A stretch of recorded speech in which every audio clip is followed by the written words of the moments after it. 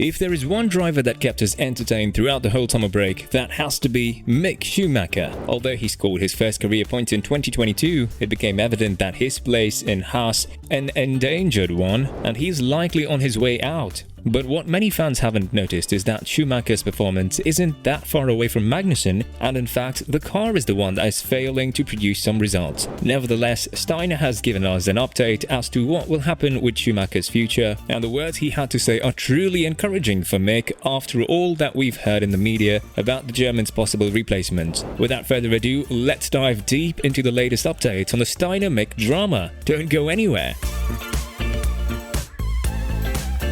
Mick Schumacher has debuted in Haas in 2021 in a car that was already known for its underperformance. Mick's teammate at the time was Nikita Mazepin, one of the few paid drivers on the grid that was sacked prior to the beginning of the 2022 season due to his father's relations with Putin amid the Russian invasion of Ukraine. Nevertheless, Mick was able to outperform Mazepin by large margins, such as 2 to 3 seconds on almost every race that the caravan went to. This is why the perception of Mick being a good and stable driver has been built from his first session in Haas, and we all thought that all he needs is a decent performing car. Well, it seems like Mick got a decent performing car in 2022, at least in the first couple of races, but hasn't been able to keep the car on the track. In just the second race of the season, in Jeddah, Mick crashed the car in what turned out to be $1 million in repairments. On top of that, Mick crashed the car yet again in Monaco, and the damage was similar when it comes to the financial burden. For things to be worse for Mick, his teammate Magnussen was performing decently and was scoring some nice points in the first half of the season, given the fact that Haas was dead last in the previous season.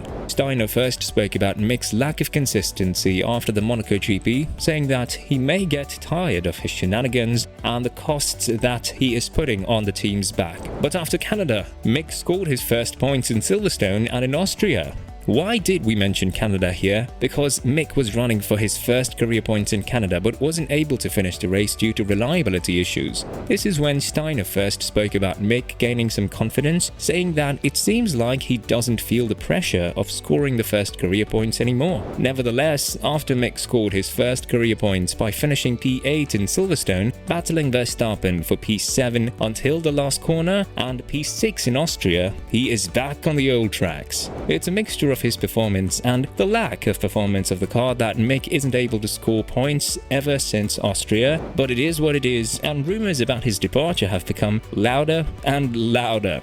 Mick doesn't have a contract for the 2023 season and beyond, and it seems like Steiner has decided to move on from the German if the right opportunity is found ahead. But during the interview with RTL that Steiner had, he spoke about Mick's chances of continuing his deal with the American team, saying that the chances are 50-50 and it's up all in Mick's hands, adding, "We're still looking at what is best for the team. Do we only look at the technique or the qualities a driver brings? I'll be honest, we don't know if Mick will stay or not. He had very good races in Canada, Britain and Austria, but he lacks consistency. He should be strong more often. We are in no rush with drivers, and Mick still has opportunities to show what he can do. You put pressure on someone and we can't do that. It would be shooting ourselves in the foot. We don't have time pressure, and it is what all the other teams want. It's an advantage that we don't want to take away from ourselves." Steiner also spoke about his possible replacements, Daniel Ricciardo and Hülkenberg, as he said that the 8-time race winner would have given them a call if he was interested in the spot, while he had nothing else but praise for Nico Hülkenberg, adding, "In his situation, Daniel first has to decide for himself what he does. It makes little sense to persuade him to do something. He has to decide for himself.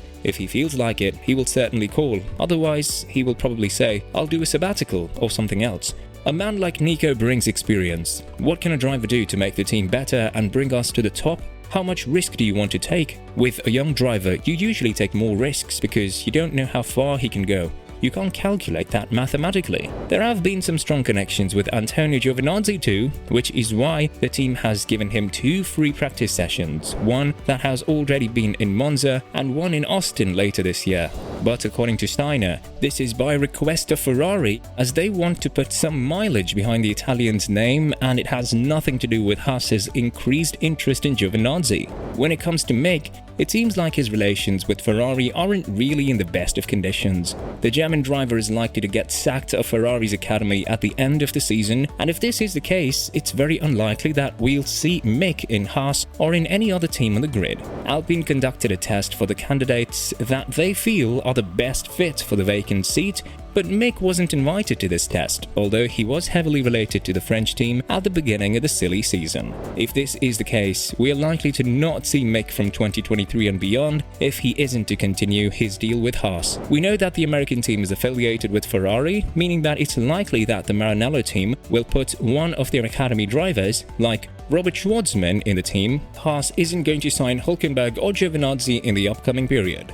Ross Brawn, who worked with Mick's father while he was in Ferrari, Mercedes and Benetton, said that Mick is now in a very critical pathway in his life and is literally at crossroads in his career, adding, "Mick has improved enormously this year. He has a really good reference in Magnussen, and he is now at important crossroads in his career.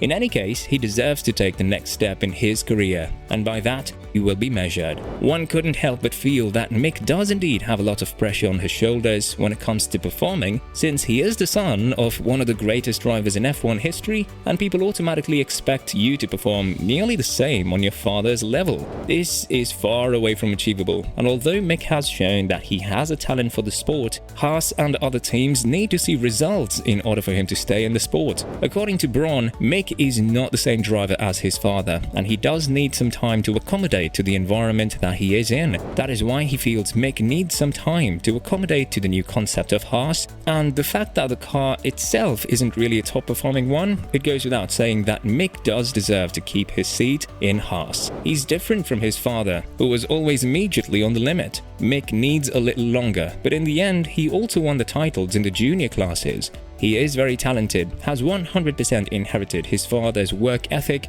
and is extremely capable of improvement. That is crucial, said Brawn. Now that Steiner said that Mick's chances of continuing in F1 are 50-50, we cannot help but conclude that Mick's only chance of remaining in F1 is in Haas. If he wants to do this, however, he'll likely need to stay in the Ferrari's academy, because there are lots of young drivers behind him who are eager to see Mick go and take his seat in Haas. There are just 20 drivers on the grid, and we can't tell you how big the number of drivers that are waiting for an opportunity to drive an F1 car is. Mick has just a couple of races left to show that he is still made out of F1 material. If he manages to score some decent points in the remainder of the races, rest assured that he'll be noted as the main candidate to keep the Haas seat, given the fact that he also has experience when it comes to driving the car.